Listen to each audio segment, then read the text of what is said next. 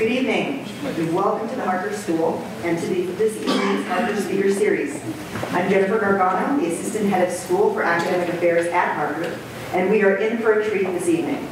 We're going to hear Dr. Shapiro speak on the topic of what boys need. I have the privilege of introducing him this evening. Jerrold Shapiro, tonight's presenter, is a licensed clinical psychologist, professor and chairman of counseling psychology, and director of the Center for Professional Development at Clara University. He is also a fellow of the American Psychological Association. Dr. Shapiro has been working with parents and families for 4 decades. He is the author of 3 books on fathering: The Measure of a Man, Becoming the Father You Wish Your Father Had Been, When Men Are Pregnant, and Becoming a Father, Contemporary Social, Developmental, and Clinical Perspectives. He has also authored 5 other books, 200 professional papers, presentations and symposia, and a poster, A Father's Declaration. His most recent book, Finding Meaning, Facing Fears in the Autumn of Your Years, 45 to 65, is essentially focused on parents. 2 of his books have won literary awards, and in the late 1990s, Dr. Shapiro was also president of Slidehorn, a company that develops psychological software to enhance therapy and counseling. An experienced speaker, he has also appeared on well over 100 radio and television programs, including The Oprah Winfrey Show, The CBS Morning Show, Sonia Live, NPR, PBS, CNN, People Are Talking San Francisco, and Special Reports Television. His work on fatherhood has been carried internationally in print media. Among the articles written by him or citing his research are pieces in Time Magazine, the New York Times, Los Angeles Times, Wall Street Journal, San Francisco Chronicle, San Jose Mercury News, Self Magazine, Parents Magazine, Bridal Guide, San Francisco Magazine, and Psychology Today. He has also been speaking to parents and professional groups about boys' development and needs for many years. Dr. Shapiro has also maintained a private practice of psychotherapy since the 1970s, is licensed in Hawaii and California, and holds a diploma from the American Board of Medical Psychologists, both psychotherapists. He regularly consults on family matters and family businesses. His consulting office is in Los Altos, where he lives with his wife Susan, with whom he has 2 children. Without further ado, I'd like to welcome all of you and our presenter for this evening, Dr. Jerrold Shapiro.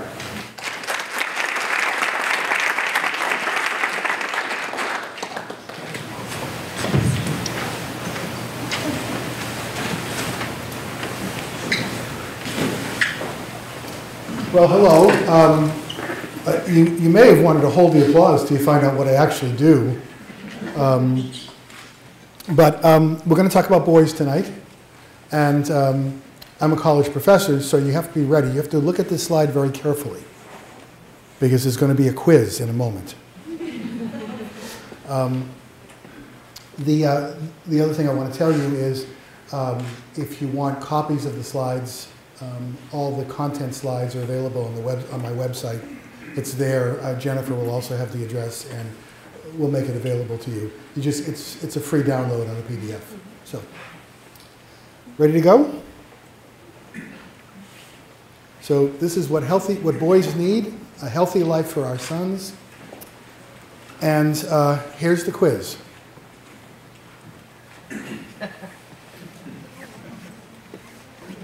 Okay, which one? My son is actually in there. One clue, he's much better looking than I am. Of course, that's not a high bar, but... Any ideas? The one in the back. Middle bottom, okay. Any others? Side bottom with red and white. Side bottom, red and white, okay. Pardon? Lying down. This class is not doing well.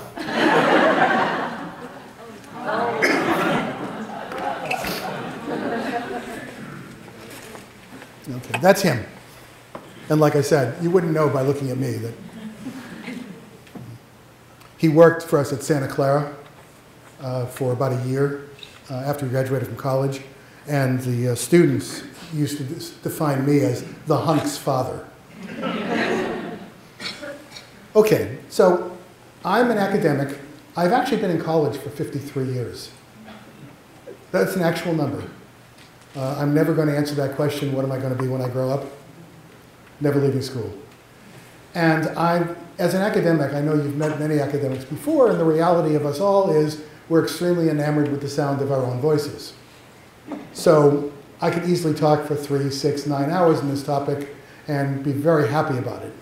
Don't think that would serve you the best. So I want to start by asking you what you hope you'll leave with today, but think you might not. So any questions you have, I'd like to start with those right off the bat. I was actually hoping for verbal ones. Yes, sir. I hope so. Actually, you know what? I hope not. I hope you know everything, and I hope you go, yeah, I know that. But I hope I will. How do you start out on the right foot on the path of raising kids? How do you start out on the right foot? I promise you, I'm going to give you a whole bunch of stuff on that this evening. One of the most important ones will be one of the last things we talk about, but it's how to communicate with boys and men, which is very different. And so I will talk about the differences between how to communicate successfully with sons versus daughters. It's a world of difference. And you don't know that unless you have at least one of each. And then you go, oh my God, right? This is really different. So I promise you I'll do that. Some others. Yes, ma'am.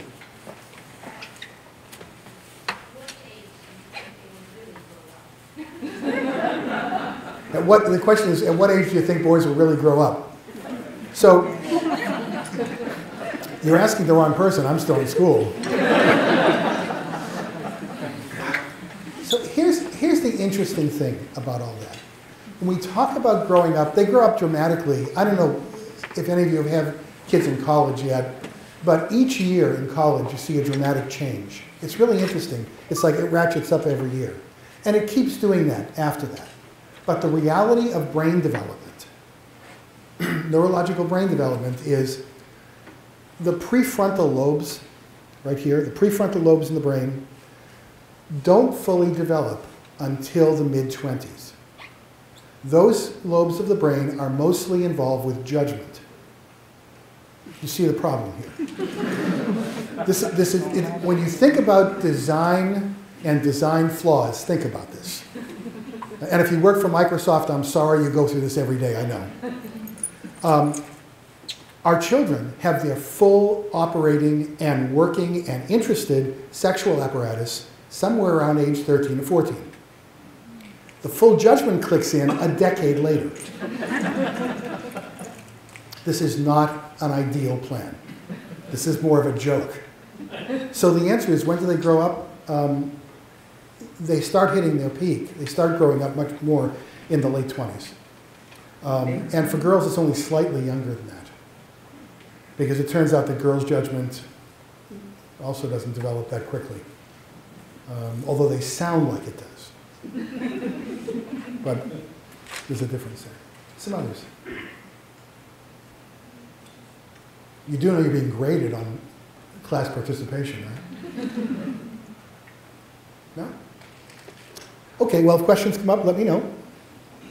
So, we have started to do, since in the past 2 or 3 decades, we've started to do a better job of helping our daughters grow. Part of this is due to the women's movement, part of this is due to a redesign of education, but we're doing a better job with daughters.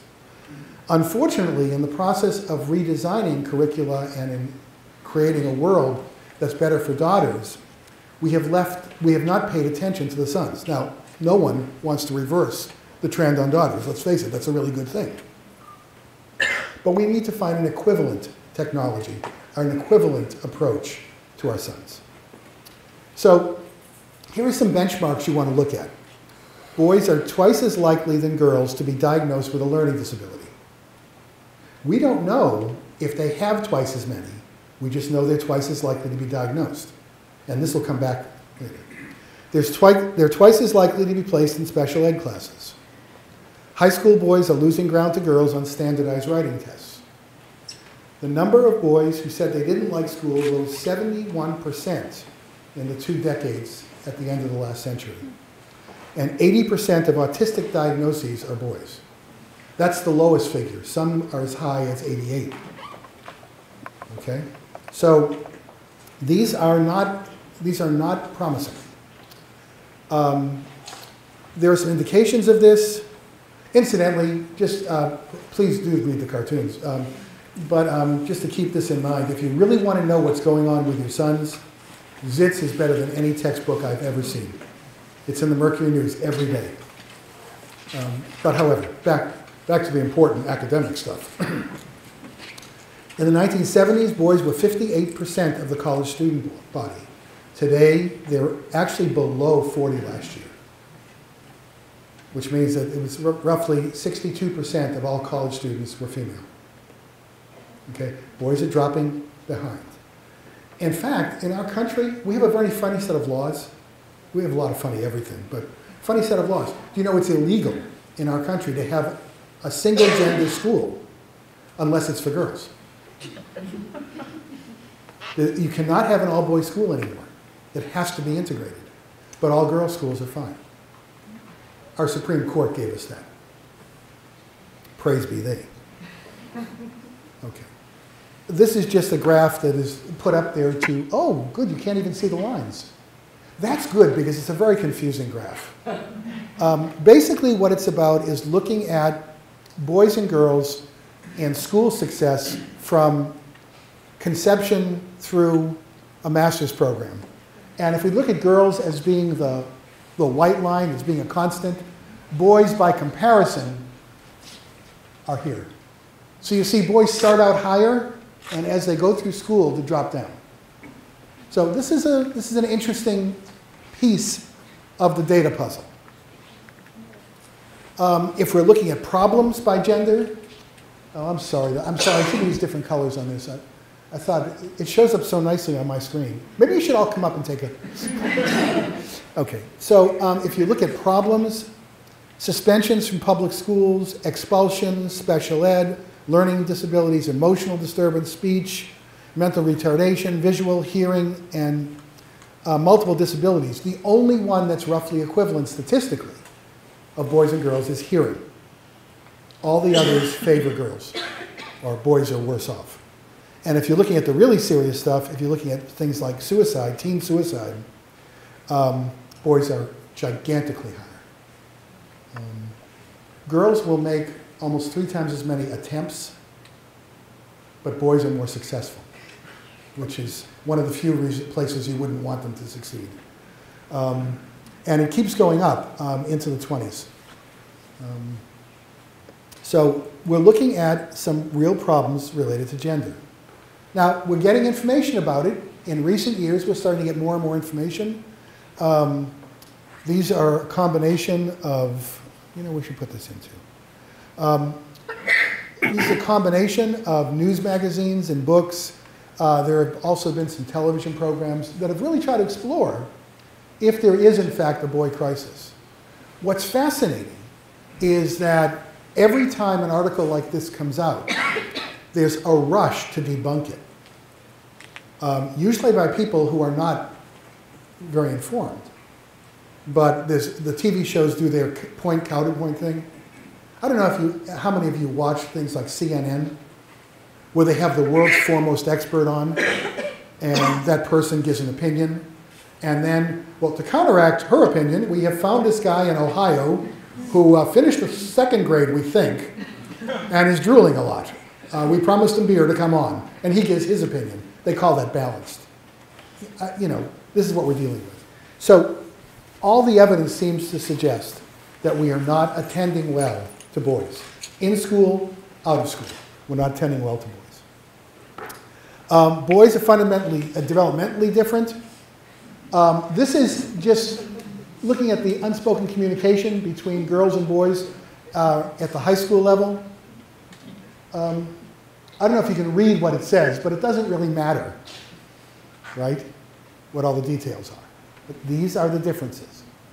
Boys are not as complicated. Incidentally, I will tell you this to start right away. You probably know this already, but men are not as complicated as women are. You know, ladies, when you turn to your husband at those times and you say, "What are you thinking?" and he says, "Nothing," he's telling the truth. He is not hiding anything from you. He's telling the truth. Sometimes we just space out. Sometimes we just space out for a long period of time. 10 minutes, an hour, a decade. But it's something to keep in mind that boys and men are not that complicated most of the time. So we're going to talk about that a lot. Boys mature slower than girls. If you start looking at girls, once you hit 6th grade, girls mature much faster. And even before that, they read better. They have different kind of abilities than boys do. They have a different psychology. I'll talk a little bit about that. They learn differently. How many of you, all of you, by show of hands, how many of you, when you get some new piece of equipment, don't read the directions? Okay. Notice the gender of the hands going up in general. In general. It's about 9-to-1. Okay? Men learn, boys learn by doing. We try things, and we see what happens.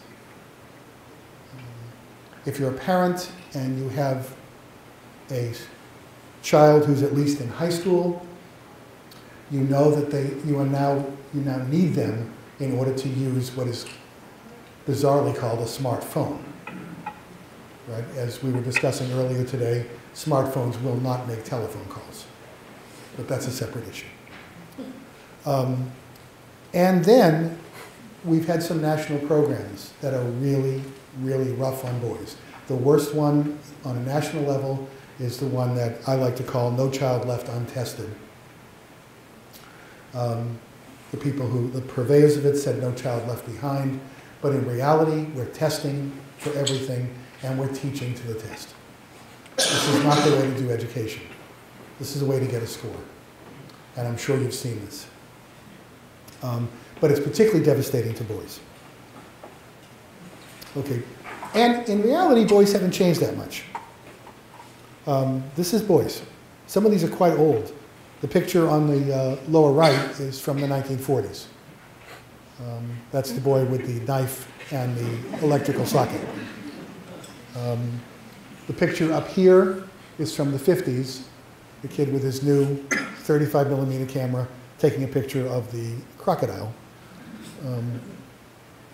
And of course, the making sure the tires are well lubricated. But boys haven't changed that much. What's changed is our expectations.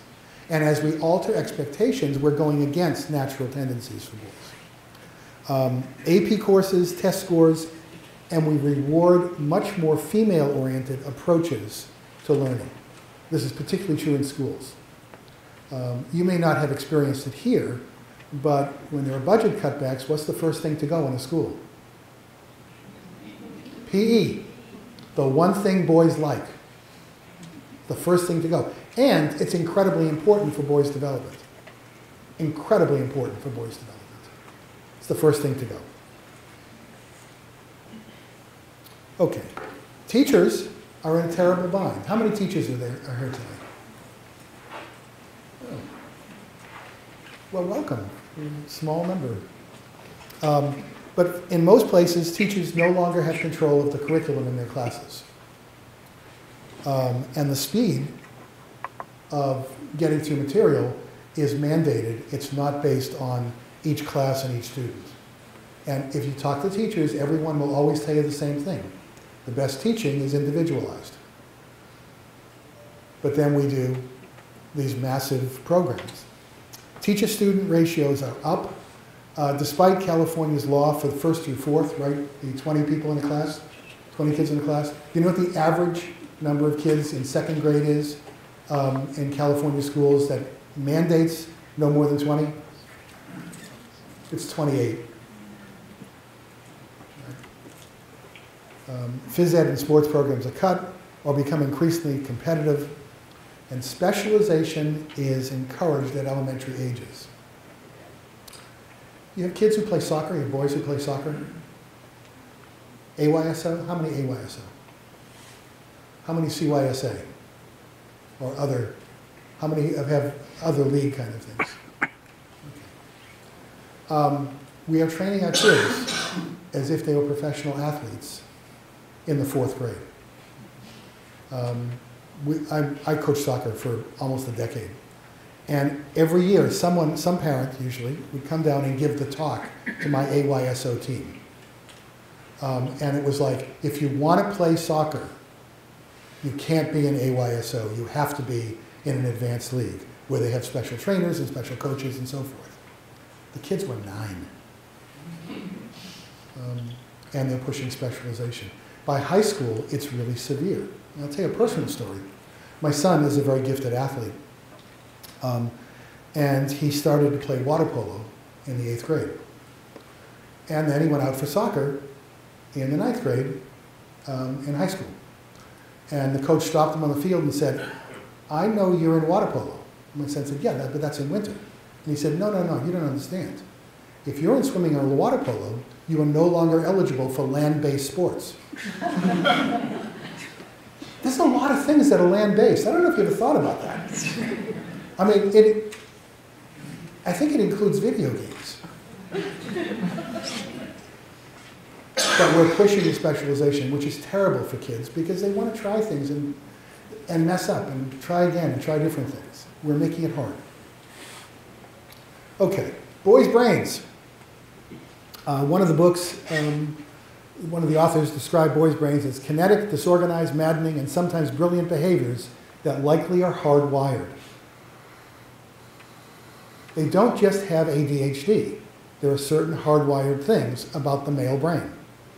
5-year-old girls can typically read more fluent, and they can sight read more words. Boys tend to have better hand-eye coordination, but finer motor skills is a struggle for some. And I don't know if you have one of those kids. I did. I had one of those, where the teacher in the 2nd grade was really upset because he couldn't hold the pencil right, and the crayon right, and the paintbrush right, and was convinced that he was doing it to get at her. And the reality was he just couldn't do it. He couldn't do it. He could fix a watch, but he couldn't do that. Boys are more impulsive than girls. And even if boys can sit still as we like them to, everyone sits still, we're in class, even if they can, they don't want to. I don't think this ever really ends. I can tolerate meetings for about 12 minutes. And then the only question in my mind is, can I go yet? Which makes me sound like a teenager, which I think is a little bit accelerated for how I really am. Okay, elementary schools is a feminine environment. This becomes really important. There's an increasing emphasis on language, sitting quietly, and speaking in turn. This is a mismatch. And then from the book Raising Cain, when girl behavior becomes the gold standard, boys are treated like defective girls. This is happening a lot. So what are we talking about here about a feminine environment? I don't know what the ratio is here, but in the elementary grades, how many male teachers do you have? You can just shout out the number. 20%? That's good. Pardon? One maybe, 1 or 2. 1 or 2, yeah. And that's good. Both my children went to Santa Rita School in Los Altos, and when they were going through, when my daughter went through, there were 2 men on campus. There was the principal and the janitor. When my son went through, the principal had been fired, and the janitor was left. Those were the males. Well, if you're looking for role models, you're not finding it there. And we're even suspicious of men who want to teach in elementary schools. Right? Oh. Okay. Middle school. Middle school creates a dramatic shift. This is an actual picture of 2 middle schoolers. And it is not beer. A lot of people say, is that beer he's drinking? No, it's some kind of soda. But Girls look 16 in middle school and boys look 9. The girls are taller, they're bigger, they've reached puberty earlier, they're just different. And so boys are really mismatched. They worry, because they're mismatched, they worry about appearing weak, and so the anxiety takes a certain form, and it falls into not doing anything well. MRI studies show that girls' brains look more like adults in middle schools, and boys' brains look more like boys. Okay? So a 12-year-old boy and a 9-year-old boy, the MRIs look pretty much the same, the functional MRIs. Girls look really different. Girls have reached certain adult levels. The positive side is by the time they get to middle school, there are usually some more male teachers. So there are some more role models. So that's the depressing part. Now the antidotes.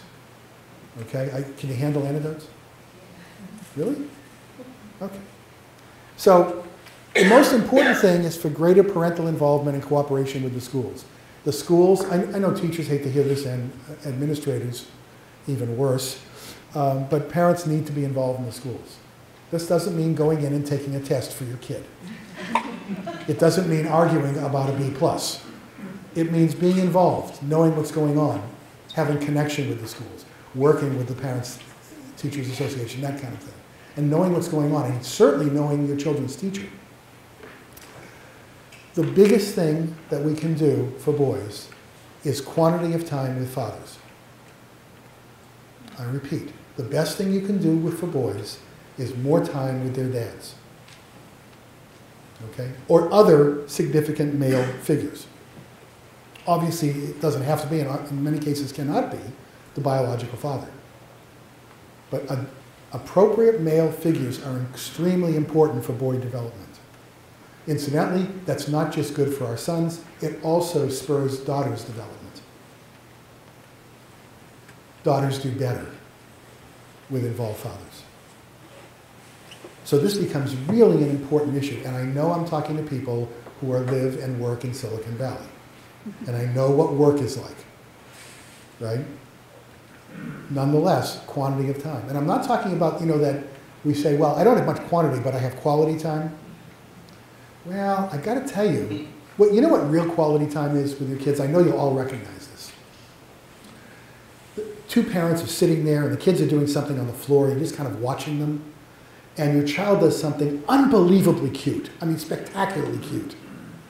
I wasn't looking through your window. All of our kids do this, right? And you look at each other, and that look that passes between you and is seen by your kid, that's quality time. It has nothing to do with great America, right? Quality moments are times.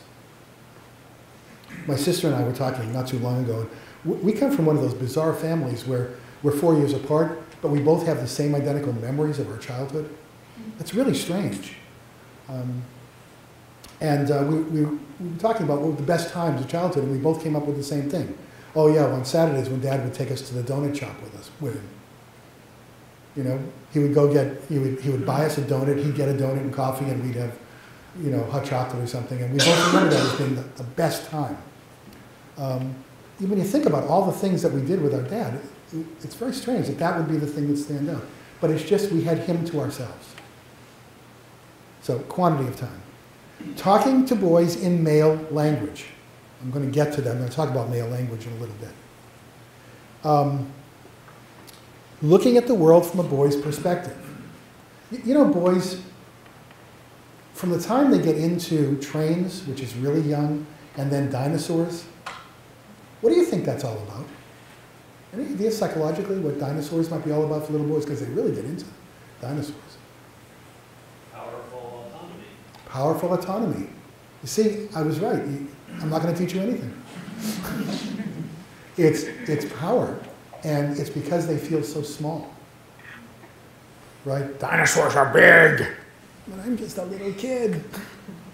And that's really important. It really is very powerful for them. I mentioned the limits of development.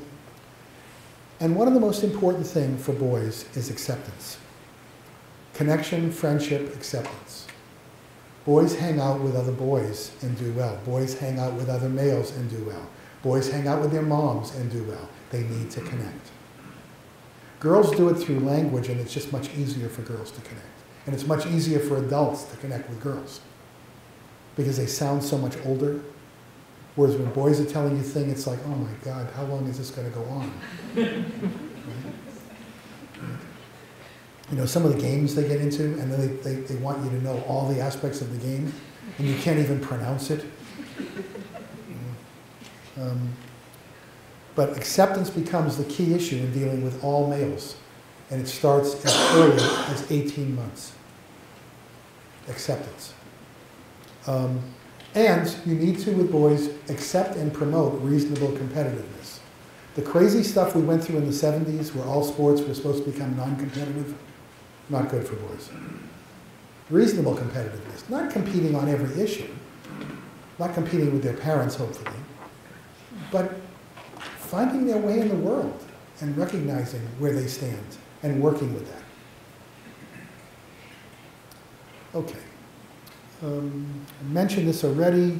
The single most reliable predictor of boys' success in high school is, does he have a man in his life? And again, it doesn't have to be a biological person. Does he have a man in his life? It can be a teacher, it can be a coach, it can be a minister, it can be anybody. But he needs someone reliable. And here's where we start looking at some scary stats. As the number of available fathers decrease, dropout rates skyrocket. Okay? Boys stay in school more if they have that male figure around.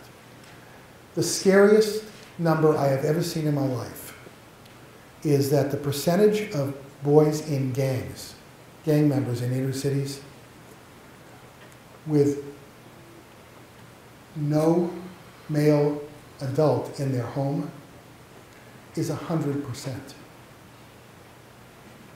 It's 100%.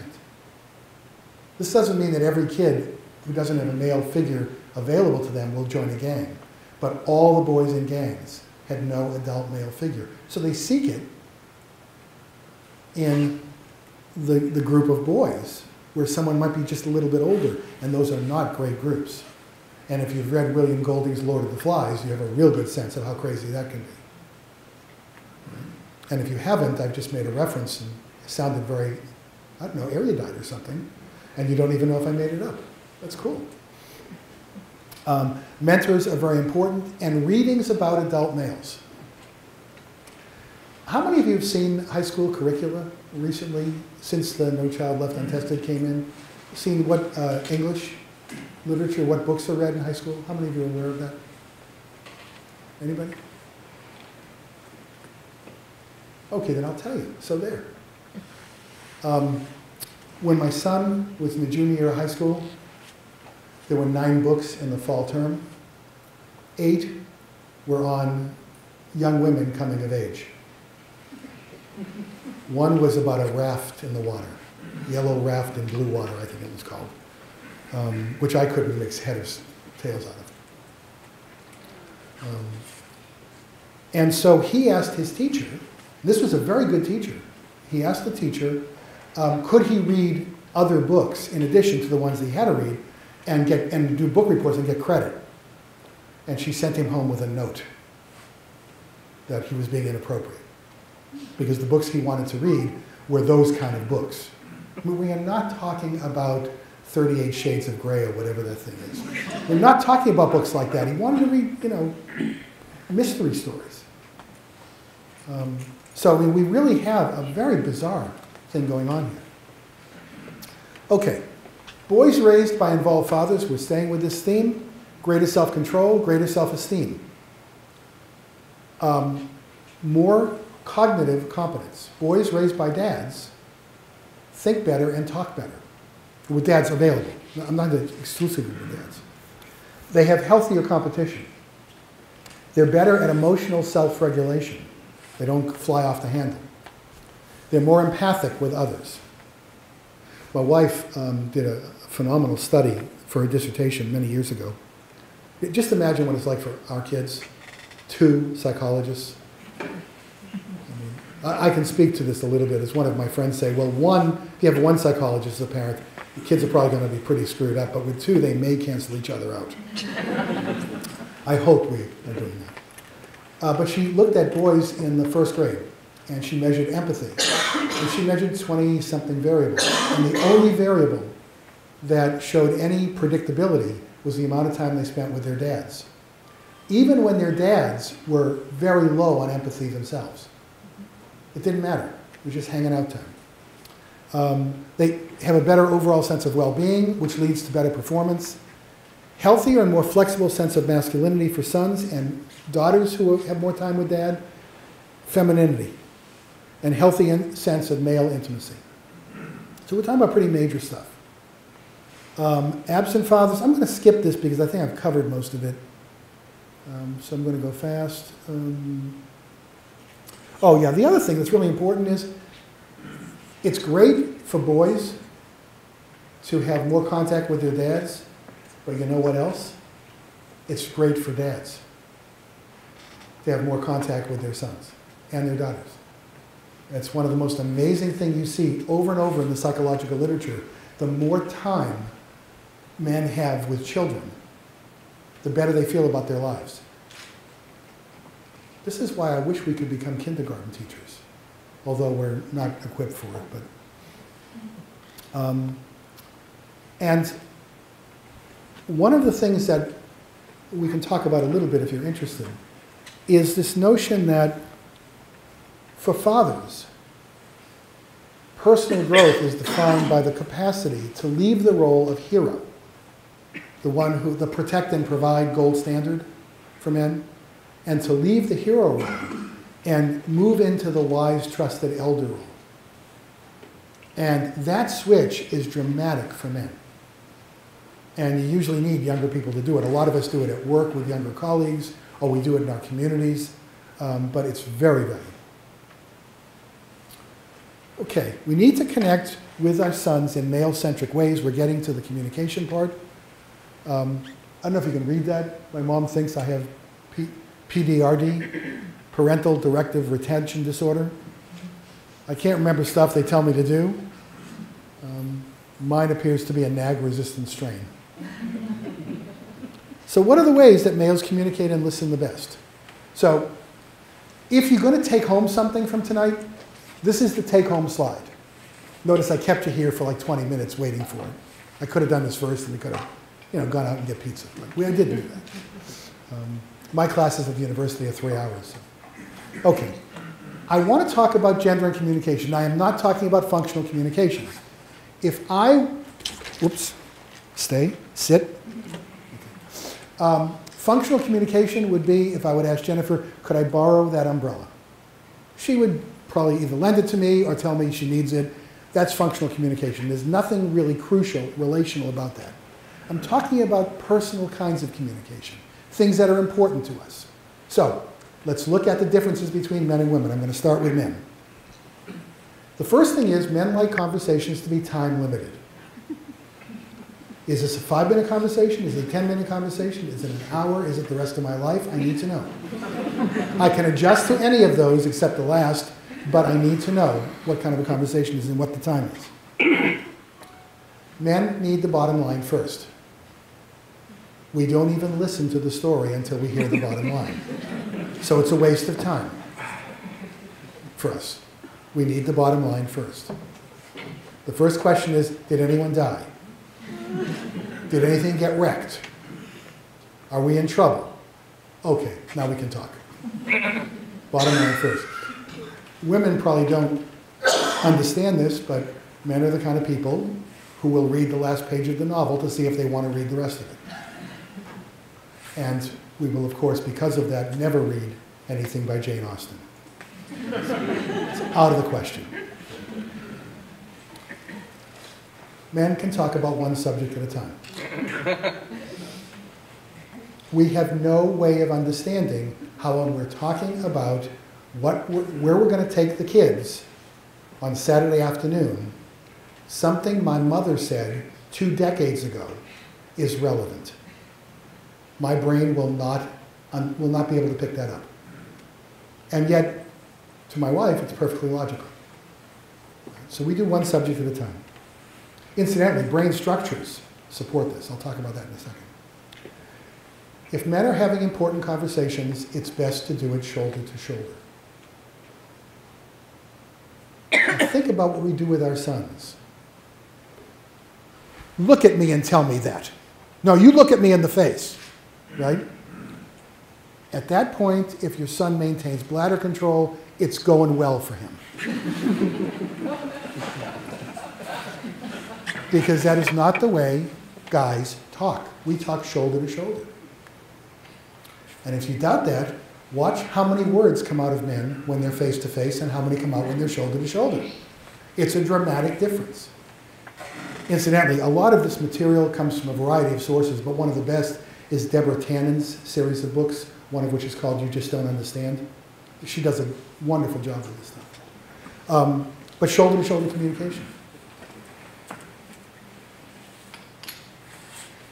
Okay? Men want clear expectations. Why are we having this conversation? What's it about? Let's get that out of the way first, and then I'll know what to do. And finally, the communication is primarily information. We are talking to pass information. Okay? Now, let's think about this before we get to the women's side of the equation. Let's think about this with regard to sons.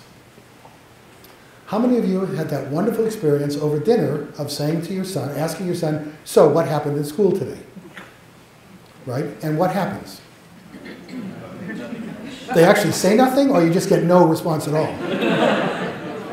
Those are the only two options. They say nothing. Right. And when you push them, and you ask them what they remembered happened in school, sometimes they can come up with something like, we had lunch.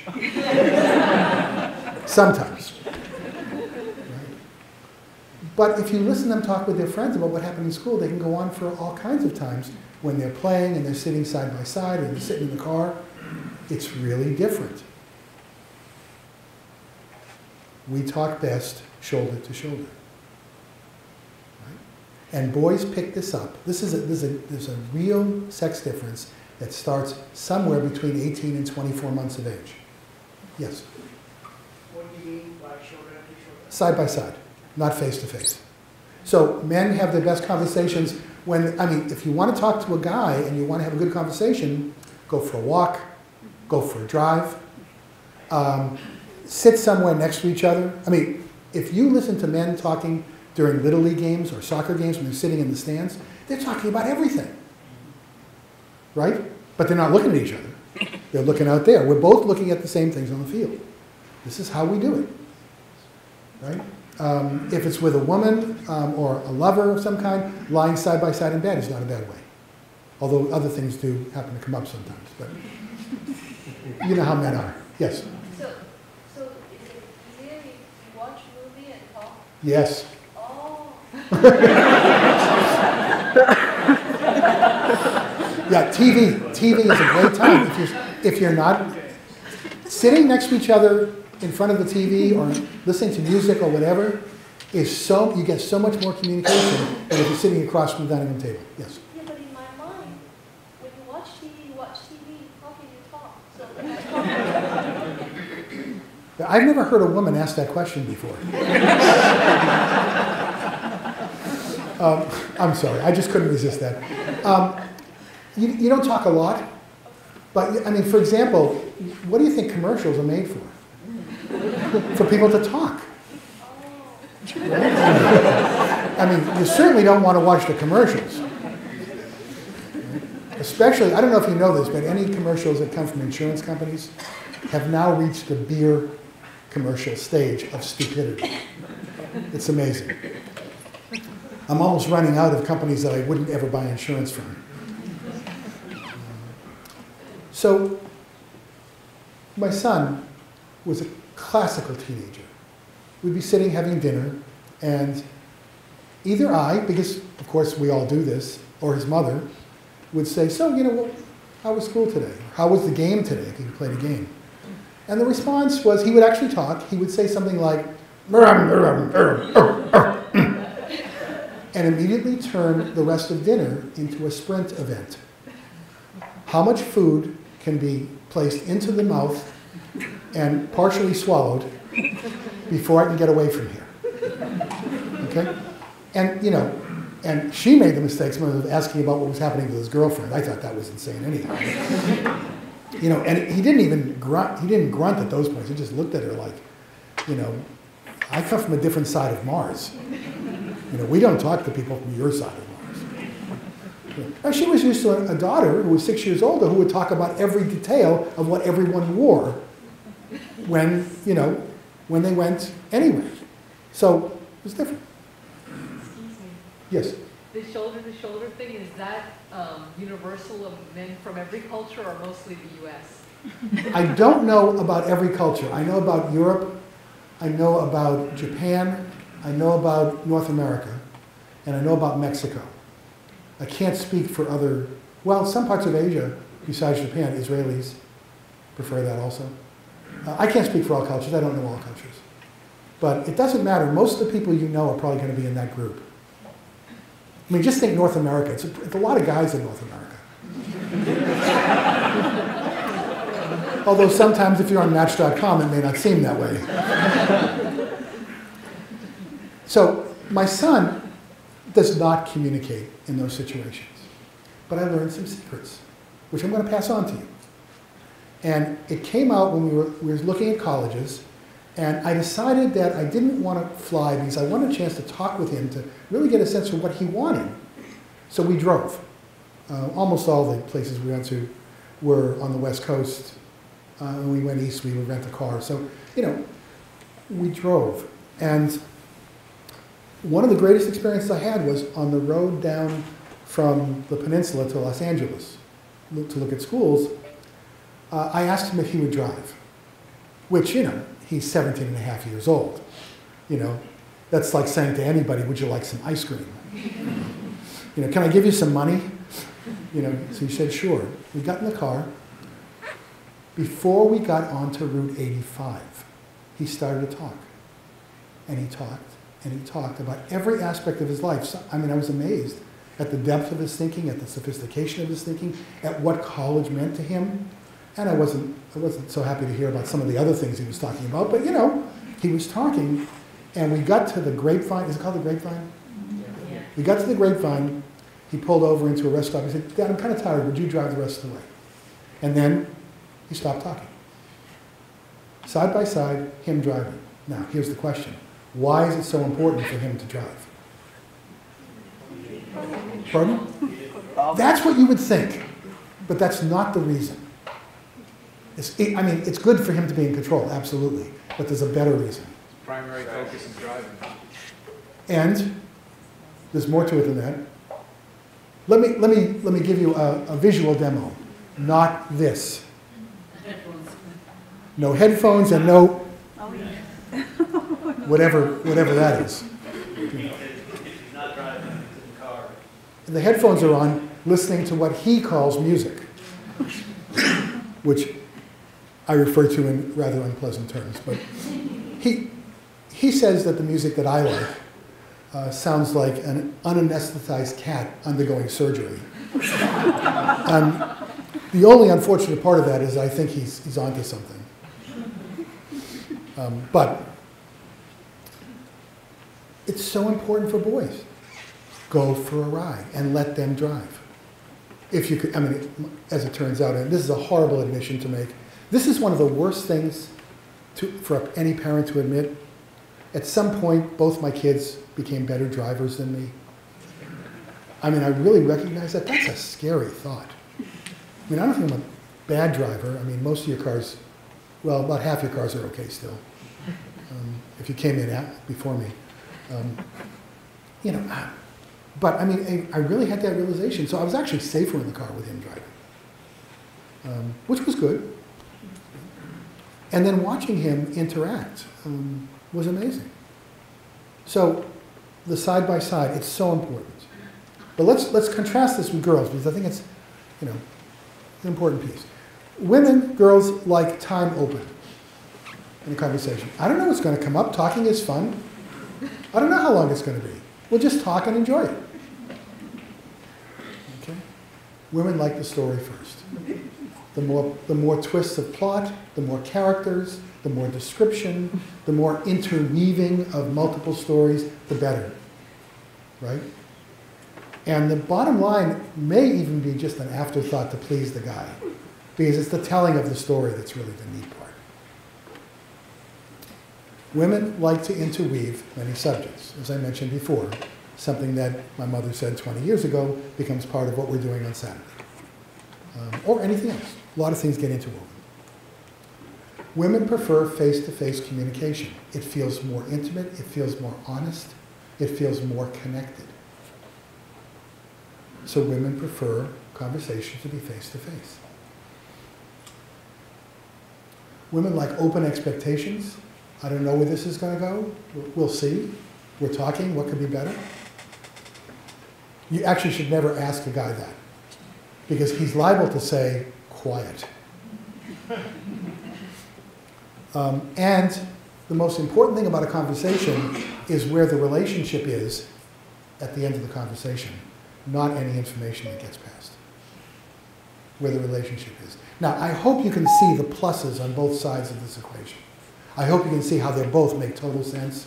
They're both incredibly useful. They both work. The problem is that there's kind of a cosmic joke that we end up living together. And we have to find ways of communicating. Now, I'm a family therapist. I've seen, I can't tell you, untold numbers of couples with good relationships, with poor relationships, whatever. And when I watch them, it becomes really clear that couples who are really successful do it each way about half the time. Okay, half the time it's face-to-face, half the time it's side-by-side, and so forth, right, with all the other parts to it. People who have really good relationships tend to do it about 50-50. So here's the question for you. This is your final quiz of the night. How do you decide? How do you decide in any one conversation which way you should go? Yes? Based on who cares more about the conversation. Well, you know, that would make sense, right? It's not the correct answer, but it's completely logical. No, I mean, it's the logical answer. Who cares more should carry the day. What? Who cares? Who starts the conversation? Well, that's how it usually ends up, but that doesn't mean it works. Think? Yes? If you want them to do the things you want them to do, you use their way. Yes, yes! It's the listener. If you need your partner to hear something, do it their way. Because I will tell you, ladies, if you don't do it, you know, if you don't do it our way, we have, I'm sorry guys, I'm going to blow this for everybody. Earlids. They're invisible earlids, we don't hear a thing if it doesn't come our way. So when you say, I told you that already, and the guy says, either no you didn't or I don't remember, it's true, it never went in. Because the earlids were down. I think this is really important, and I think when we're talking about boys and our sons, if we get in their face, because that's face-to-face the boys feels in my face. The more distance and the more while you're doing something else, the better. Any questions about this? This is really, you know, one of the most important things I can talk about. Questions, comments? Yes? The shoulder to shoulder, is there a particular age, or does it apply to young kids also, like young boys? It starts at about 18 to 24 months, and it ends roughly at about age 96. It might end later, but we're having a lot of trouble with the post-mortem interviews. Now, this is hardwired stuff. This is not about, oh, you know, we're learning this because of our culture or whatever. This is hardwired. And, you know, we know that it's hardwired because when you think about it, eons and eons and eons, what did men do? They were hunters. And they didn't have Uzis. You know, they had pointed sticks. So the men of the tribe would go out chasing after the woolly mammoth, right? If you talk, the woolly mammoth's going to hear you. and the woolly mammoth is either going to run away or charge. Neither one of those is a positive outcome, right? So it's done with signals, everything's side by side. And that's how men worked in groups, hunting. What were women doing? They were gathering, they were collecting, they were cataloging. They were determining this is safe to eat, this is medicine, this is poison. That takes a lot of words. It takes a lot of communication, and you can be face to face. I'll tell you one thing that I've discovered, this has taken me many years, but the thing about plants is, unlike a woolly mammoth, if you're talking around a plant, it doesn't run away, nor does it charge. I know this is a great insight I have. But something about plants, they stay in one place. So, I mean, we have so much wiring around this. Yes, sir?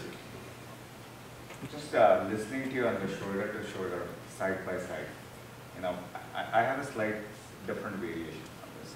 I think it's not just side by side. You need to have some passive activity that is going on. If it is a pure side by side, it will be an embarrassing conversation equivalent to so, You need to have some sort of passive activity going on. And I relate to you, I understand it loud and clear because I see it with boys, but also you can correlate it with your own parents, your own father. Mm-hmm. Hiking, you know, talking about certain stuff. Yes. And would that make sense? Absolutely, absolutely. No, that's a terrific observation, and of course it's accurate. Although I'm not sure it has to be passive. I think it can be anything they can both focus on, right? So it doesn't have to be purely passive. Right. But absolutely having another activity, dead on. So we know who's getting the A in the class. Everyone else is fighting for the B plus. Any other questions about this? Yes? Well, I just have a comment. I know with my son, when we speak, it's harder to speak, but he'll text or email me, and we'll go back and forth, and we can talk about all kinds of things for hours. But he's not comfortable just talking. Yep. And as technology changes and our kids get used to different kinds of technology, I know some of the best conversations I have with my son now. He's in LA. Some of the best conversations I have with him are I am conversations. You know, and we're both sitting here typing. And for me, it's a real stretch. It's hard, but I know it works for him. And it's really very helpful. But, you know, I had a very interesting experience with my son and my daughter. We went out, I took them out to dinner over Thanksgiving, and we went to this restaurant, and I was watching the jockeying for seats. My daughter insisted on sitting across the table from the two of us, and he insisted on sitting next to me. It was just, I mean, and they were just almost like fighting over the chairs, right? But they had to be in those places, and it worked. It worked beautifully. It was a great dinner. So, any other questions, comments, ideas? Okay. So here's ridiculous things moms say. Who wants to join me for a walk? Wait, let me go get the camera. Does that make sense? Who wants to dry? Have you seen my purse? We should take a trip. Taste this and tell me if it's gone sour. Does anyone want some kale? Wear a coat. Equally ridiculous stuff dads say. You heard your mother. Okay. So another piece to this that has to do tremendously with parenting is that men relate from the outside in.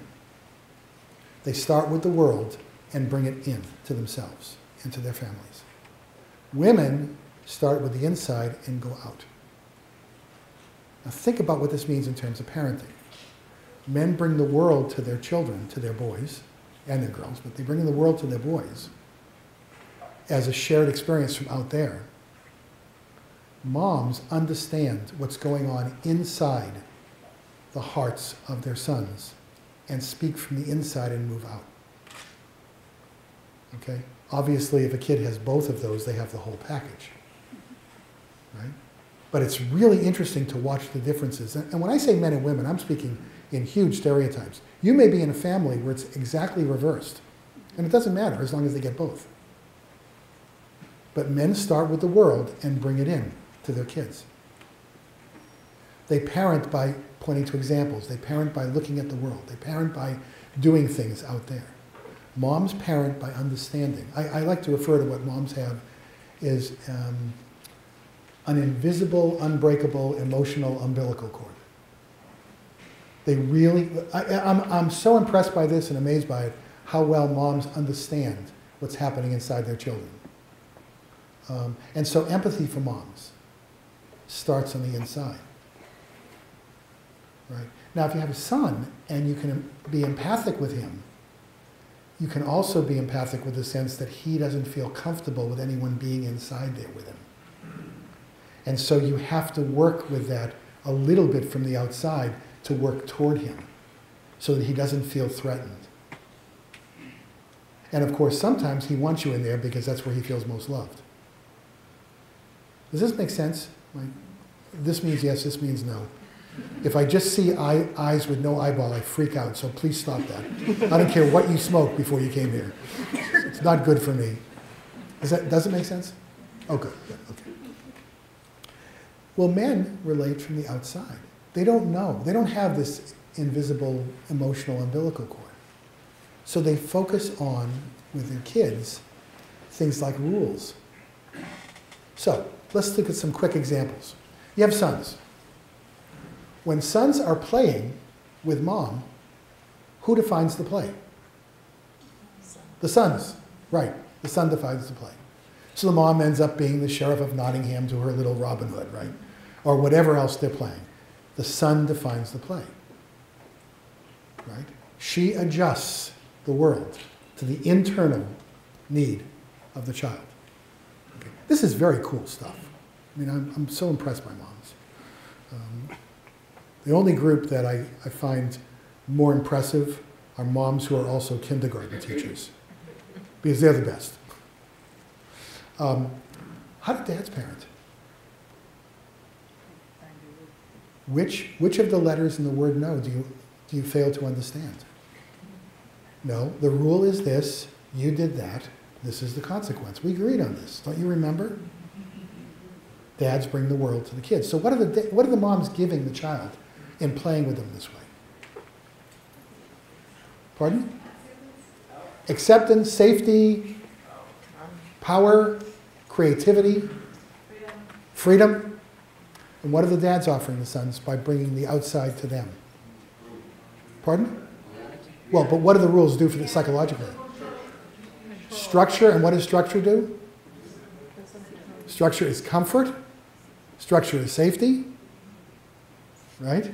That's what the dads are bringing, and the ability to relate in the world outside of themselves. Because if you've had a 3-year-old, you know that nothing else in the world is relevant. Because if a 3-year-old does not get what he wants, the next step is, what a 3-year-old's tantrum, that's right, you get the tantrum, right? The universe is not operating the way I decided it should. Right? So dads are bringing that. Same thing with discipline.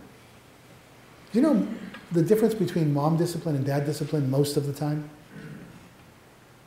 Dad starts with the rule and adjusts, that's the rule, let's see what the outcome is. Just how do these things line up? Moms start with what's going on inside the child. What is my son feeling? Maybe the rule shouldn't be applied this time. Or maybe we should adjust it a little bit. This is how, when dads put kids to bed at night, when they put their sons to bed at night, it takes about 20 minutes. When moms put kids to bed at night, it takes about 20 hours. Oh, just one more story. Oh, stories are good for my son because he's learning words and his mind is growing and he's creating. So I'm going to read another story.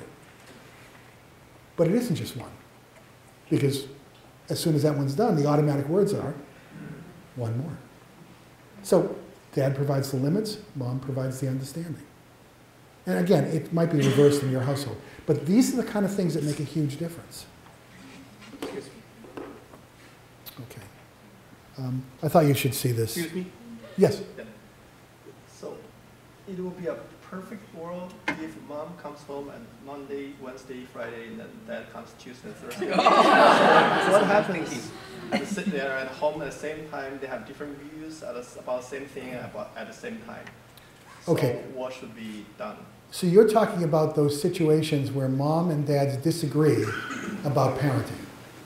So roughly, there's a certain proportion of the population who have that problem. It's about 104%.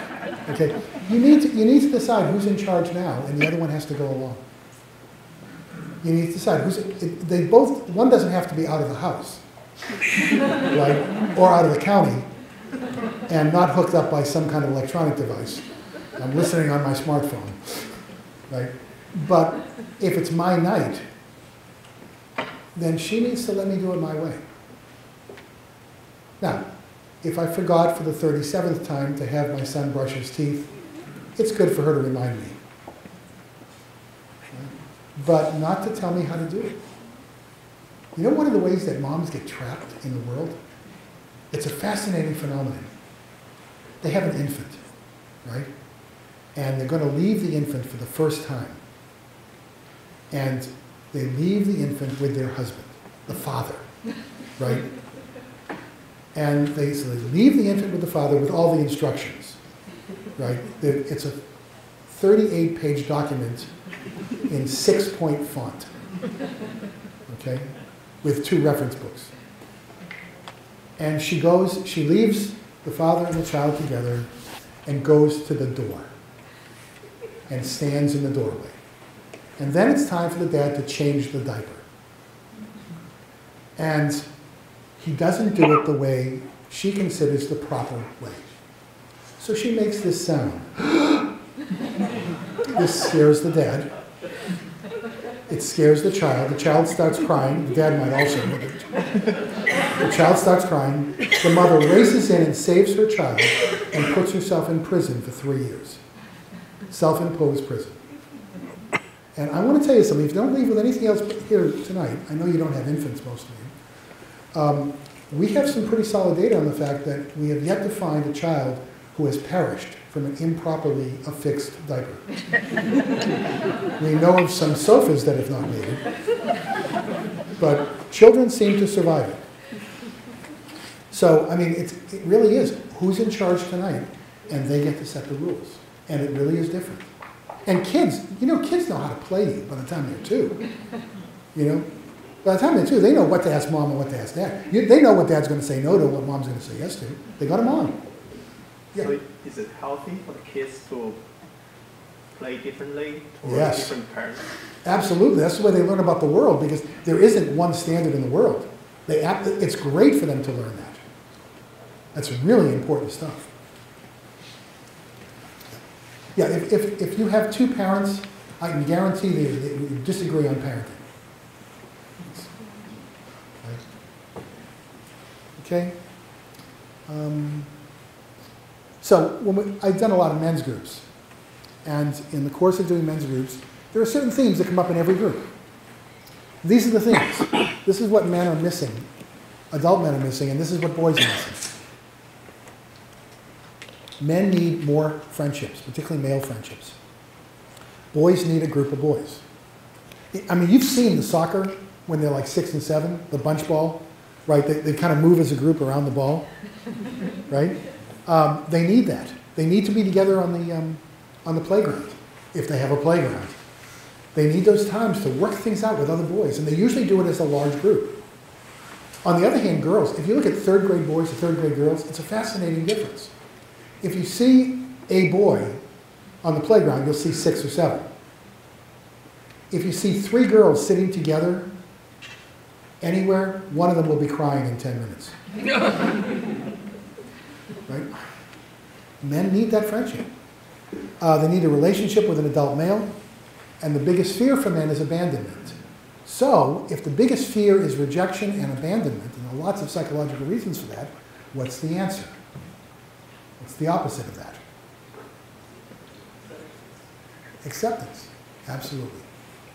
That's what boys most need, is acceptance. Now, I'm going to open for questions. When we're done with questions, if you're at all interested. There are 2 books. One of the books, The Measure of Man, covers some of the material I covered here tonight, but it looks at it from the perspective of being a dad. And the other book is If You Are 45 to 65 or Ever Expect to Be. This is about the transition after midlife. And I know you're going to say, no. 70 is midlife. It really isn't. I know in California most people think that death is an option. But the reality is, so if you're interested in that, and I'm happy to sell you either and sign either one.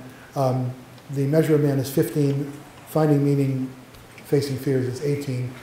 But if you buy both, special tonight only, for $30. I didn't bring that much change. So, what questions do you have? Questions or comments? Yes? So I have a 3rd grader, not so interested in reading. He would rather be running around outside and doing any kind of sport you get. Okay. And we go to the library and we have checked out all different kinds of books. How concerned should I be about reading? Let's continue reading more. The question is he reading at grade level? He's reading at grade level. Okay. He's learning, what he's doing right now is learning through activity. And that's what he wants to do. And you can pair them by, if reading is that important to you, have him pick out books that he wants to read, find books, and then read for this amount of time, and then we'll play for this amount. Pair them. One of the most important things in parenting, one of the most important skills is bribery. It really is. If you do this for me, you can do that. So the answer is, I wouldn't get overly concerned unless he's reading below grade level. In which case, you got to maybe look at some ways to increase the interest in reading. Most boys will get interested in some things, and they'll read. Once they start reading, they'll read everything. I remember when my son got interested in this one author, Dennis Lehane. He was in high school, and he read everything the guy wrote, and he was furious when a new book he was supposed to get was delayed. He wanted to write him a letter and saying, hey, where's the next book? Yes, there was a hand back there. You answered the question. I knew that. You answered my question. Yes, I said I knew. I knew it, yeah. What would you do if your boy is really scared? Scared of the dark, scared of the heights? Scared of what? Scared of heights. Scared of heights, did you say? Yeah. Okay. Every kid goes through fear times. How old are we talking about? 12. Okay, that's getting a little late for some of those. So I think you start, I think there are 2 things you want to do. One is start finding what the safe levels are and taking baby steps beyond whatever the safe level is. So for example, I'm going to make this up now. You have a kid who's terrified of the Golden Gate Bridge, right? So when you start, you just go and look at the bridge and you stay on the San Francisco side. And then you maybe park and walk 10 steps on the bridge and you go back to the car. And the next time, and you can, gradually build up to something. But it's going to take some work. And if they're really, really scared about a lot of things, you might want to, look for some kind of help with, because there may be some other underlying things that are generating that. So I would just, talk to someone who does like play therapy or something. It'd be pretty easy. I wouldn't do that first though. I would just say, what it's about. And if they do a lot of things that they're not afraid of, and those fears are pretty encapsulated, you just work on them slowly. Because a lot of stuff changes with puberty. Right, it really changes dramatically, and that's around the corner. Yes? I have 3 boys under the age of 5, and our middle one... Right. Sorry? I was just thinking that I'm very impressed with you. There's one person. Our middle one is 2.5, and he, the word no is just... I don't know how to, it's possible to get a concept of no across to him. So, is time out still the right thing to do there, or is there, what's the new magic? So, the new magic that works with almost every child is a healthy dose of tincture of time. Okay? Wait till he gets to be 3. Or 14. You know, it just, some of that stuff is just, the word no is the most common word in every household from age 19 months to a little over 2 years. That's the word, because parents are saying it all the time and the kids are saying it all the time. And it's just, they're learning about autonomy, they're learning about power in the world, and they just, it is not a fun time for most parents. And is timeout still like a useful thing? Is that Yeah, still well, the most useful thing is what works with your child. I'm not suggesting that if you find electric shock useful, you pursue that, but no, the most useful thing is whatever works. There are kids who will stop anything they're doing with a promise of a dessert or a threat of a non-dessert or timeout or not letting them do something they want to do. Yeah, there's all kinds of stuff. You just don't, what you don't want to do, here's the danger, is everything in his being is coming to battle against you, right? And the natural tendency is to get every bit of my being and come back at him. It's a very bad plan. You need to be more of a matador, right? So when he's ready to charge, you hold the cape out here. Incidentally, just so you know, with your children, it's a very bad idea to hold the cape right here. Hold the cape out, and just, you know, you really need a lot of patience and a lot of, I used to have a full head of hair. This is the parenting. You know, it's just, I wish I could give you a better answer. It is what it is. Yes, sir. Actually, I have a son, just the opposite. He follows every no matter who said that, at what time, in what situation. So if someone says, get out of the pool, he will be the first to get out of the pool. And it takes me to grab him to ice cream to jump one more time into the pool. So should I be worried? And how do I encourage him to be more courageous? Maybe ignore some rules at some time. It may be courage, and that would be a nice thing to start working on. And you know, if kids are going to learn about courage, you start by talking about what is courage. Courage is doing something when you're afraid. So you talk about your fears and what you did. And stories are great for that. Right? I was afraid of this, and so this is how I did it. And so, you know, talking to your child in terms of metaphor and story, really very helpful, particularly with boys. So it may be courage. It may be just that he really has learned to follow rules, and if someone gives a rule, he follows it. And then you have to start helping him understand some rules are to be followed and some rules you can play with a little bit. But be careful with that, because he's going to be a teenager. Yes, sir. You mentioned earlier that the best memory you had with your father, or when you had from your childhood, was spending every Saturday Right. with your father. Are you suggesting that, or recommending something to do a ritual like that with sons or daughters? Rituals are very helpful for all children.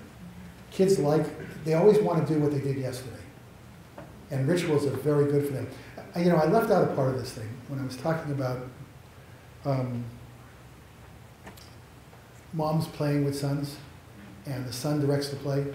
When dads play with kids, with their children, the dad directs the play. The kids get to hang out with dad. So play with dad can be, honey, hand me the crescent wrench. No, that's not the crescent. The crescent wrench is the one with a little screw on it. Bring that over to me, I'll show you how to use it. You know, that's play with dads. I mean, I know this is very stereotypical, but dad gets to direct the play. When my dad said, we're going to go to a baseball game, that was great, right? My mom would ask me if I wanted to go to a game and what game I might want to go to and, you know, what I thought about it and which team I liked. And it was like, by the time she was done, I didn't want to go. What color were the uniforms? Yes. I would like to know, for a boy, at what age do they develop a passion for certain subject, or like I have seen other, I have a son who's almost 13, he's in 7th grade, at other kids at their age, they have a passion. Maybe let's say for tennis. My son plays the tennis. He does everything quite well, but I don't see the passion or the fire in him. How long am I supposed to wait? I just hope he doesn't get a girlfriend too young. Because then you'll see it in a way you don't want. I wouldn't worry about that at all, as long as he enjoys what he's doing and he does it well. But there's no passion. Well, No fire. but there will be. He'll find something that he'll get into. A lot of kids don't find it even in college. You know, it takes time. It takes time. I mean, a lot of those early passions don't come to fruition. I mean, you know, the kids who they do things and do things. In my therapy work, I've worked with a lot of athletes from schools like Stanford and Santa Clara and Berkeley, and they burn out in the sophomore year, and they have to find new passions because it's like it carried them so far, and that was it. You know, and it also depends what kind of passion they're going to develop. He may want to develop a passion that has something to do with more cognitive kind of skills. That comes much later.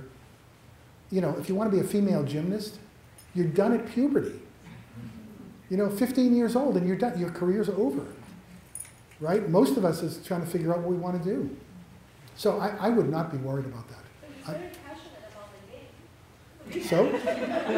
Yeah, I know. They all are. They all are. Yes, sir. My question is similar. I've got a 7th grader, 12-year-old. And what I wonder about what your thoughts are, he and his friends, of course, left to themselves to just play video games all day. And that's not so bad, you know. Those games are kind of fun. He's much better at flying the jets than I am. Of course. But there's times I thought, gee, you know, I'm tempted to say, hey, how about we don't have any video games for a month? And you find something else that you think is interesting, but I don't know if I want to do that. That sounds too much like a dad thing. Well, it is a dad thing, and maybe a month is way too long. Maybe you want to do it for an afternoon. Okay. Right. Right. And, I mean, I know families who have no screens on Wednesdays. You know, that's it. No TV, no nothing on Wednesdays, or whatever day you choose. I know a lot of families who do that. So far, we don't see any real damage to the children, or the parents. So yeah, if you're feeling like it's too much, of course, when they're playing video games, he's doing it. If he's playing alone, that's one thing. If he's playing with friends, they're also communicating and doing. Yeah, and that's different. But I think if you feel it's too much, you're the dad. He's not the dad. You're the dad. You know, start trying other things, and maybe you would have a few ideas of what to do. With my kids, when I thought it was really good to get them away from video games, I would take them places like skating rinks or bowling or something they could do physically, and they always were ready to do that. You know, so. But I wouldn't go a month. That's, the word die is in the word diet. Yes. I have a question, regarding how moms communicate to sons. I don't think it's the message you intended, but I kind of get the feeling that to relate better to a son, the mom has to communicate more like a dad. No. Okay. Do I need to change my nature? No. But if you want your son to hear, you might want to alter your approach slightly. Do all kind of mom things, but do it on a walk, or do it in the car, or do it in just a slightly different way. Don't do it at the kitchen table, but don't do it sitting across from each other. Okay? That's a slight modification. You probably do that with your husband too, right? If you don't, it would be a good idea, because his invisible earlobes will also disappear. So do not change. Don't become a pseudo dad. Look, I always believe that if a kid has a perfectly good mother, the last thing they need is a substitute mother. And the same thing if they have a really good dad. They don't need another dad. They need a good mom. Right? So don't change that. We'll take a few more. Yes, sir, back. So I have a 6-year-old girl and a 3.5-year-old boy. Given your data point that the kid, the 3.5-year-old boy is spending more time with women, would it mean to balance it off? If I was to split my time, I should spend more time with the son than the daughter? I'm not sure I get the full I'm not sure. I get To your compensate, I think you said the smaller kids need more male figures or role models. Not just smaller kids, just boys. Boys up until they're 50 or 60 or 80. They need more time with other men, and our culture discourages that. We discourage men being together. And so they need more time with adult males. But daughters do too. So I wouldn't take the time away from the daughter. If I may interject. Yeah, please. The situation, and his question may be that if there's a boy and a girl, for the boys there are two women in the house and one male figure. Right?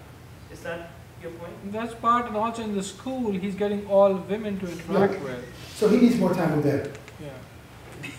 Yeah, I mean, I know families, I mean, and it goes both ways. It's one family I know, there's the husband, there are 5 sons, and the dog is real. Can you imagine what life is like for that poor mom? I mean, just think about what that's like for her, and I know families have the exact opposite. And, you know, that's a tough gig. So I'll take one more. Yes? It's more like about sibling relationships. So I have an older daughter. They're very close, but also has a habit of whatever, all the traits that you mentioned, they have a growing boy. She tends to ridicule him. I lost that last word. She tends to kind of ridicule that behavior. Oh, ridicule boys' behavior. Like you're reading Yeah, the she's a last girl. page of the book. You're reading the last page of the book. Why Yeah. am I running around, playing all the time, things Yeah. like that. How do you, as a parent, at the same time, you don't want to hurt the daughter either. If I side with the daughter, the son goes, well, you like girls more. Well, if you side with either one of them, you're getting caught up in her game. So all you got to do is ask her how well that's working for her. So but if I defend him, say, You don't have to defend him. Just ask her how well it's working for her to be criticizing him. Is she getting what she wants? right. But sometimes I tell him maybe he's younger than you, they're 5 years apart. Yeah. And she goes, oh, he's a baby, and I kind of feel like it's affecting his growth in a way. We're more resilient than that. Okay, but I would, if you think your dog is being unreasonably unfair, you want to talk with her about what she's looking for and what she needs. Maybe she's feeling a little neglected, and so she's trying to enhance her status by criticizing the other one. So the easiest way to deal with that is unneglect her. Yeah, her argument is you're finding excuses for him. Yeah, well, siblings always say that about the other siblings. It doesn't matter age. If we didn't have sibling rivalry, what would we have? Yeah. Okay. Well, thank you very much. If you're interested in the book, I'll be here for a few minutes.